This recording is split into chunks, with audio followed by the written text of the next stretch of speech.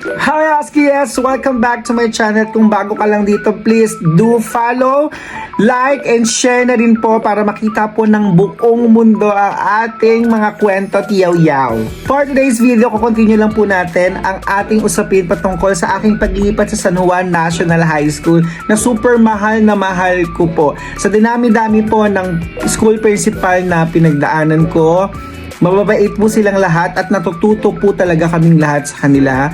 Especially ang San Juan National High School ay nahati po sa dalawang departamento, ang junior high school at ang senior high school. Ako po ay kabilang sa senior high school.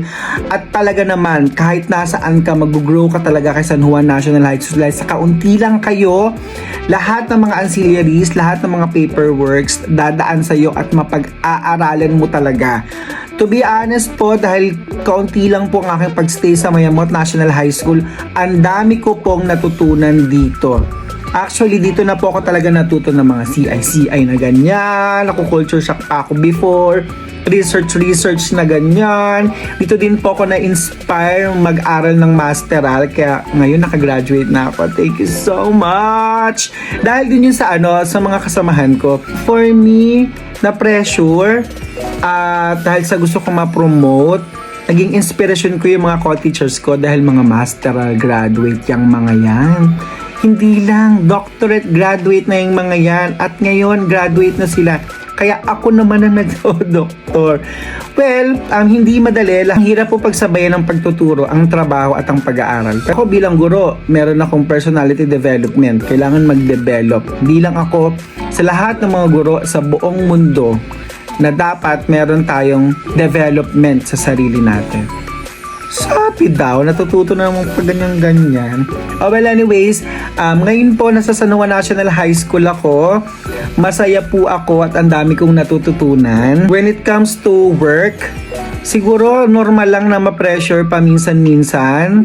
Ma-pressure sa mga deadlines, ma-pressure sa mga inuutos, sa mga different intelligence at iba't ibang kaugalian ng mga mag-aaral doon. Normal lang po yun. Yun po yung challenge po sa atin.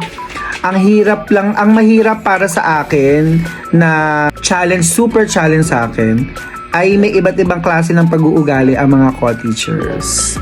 Yes po, iba-iba po sila. At wala ka namang choice kundi pakisamahan sila. Yes. Kung sa tingin mo, kung mapapanood mo tong video na to, mga San Juanistas, hello. Kung mapapanood nito, kung feeling nyo naman ay na-violate ko or nagalit kayo sa akin, sorry naman, patawad na.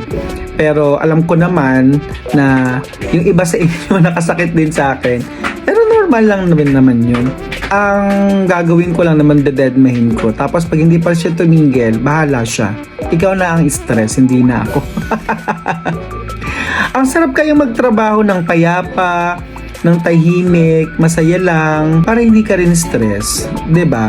Sa lahat ng mga estudyante ko, pagka syempre pinapangaralan mo sila, dapat matupad nila lahat ng mga pangarap nila. At higit sa lahat, kailangan maging mabuti silang mamamayan ng bansang Pilipinas. Ngayon, tatapusin ko po yung doctoral ko para ma-promote.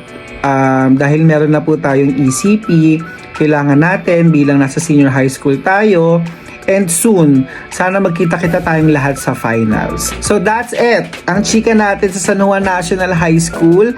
Sa susunod naman po, pag-usapan natin yung mga iba't ibang klase ng mga kaguruan. At iba't ibang mga trials and struggles na pwede nating makaharap bilang isang guro. For now, iwanan ko muna kayo, Huskies. Bye!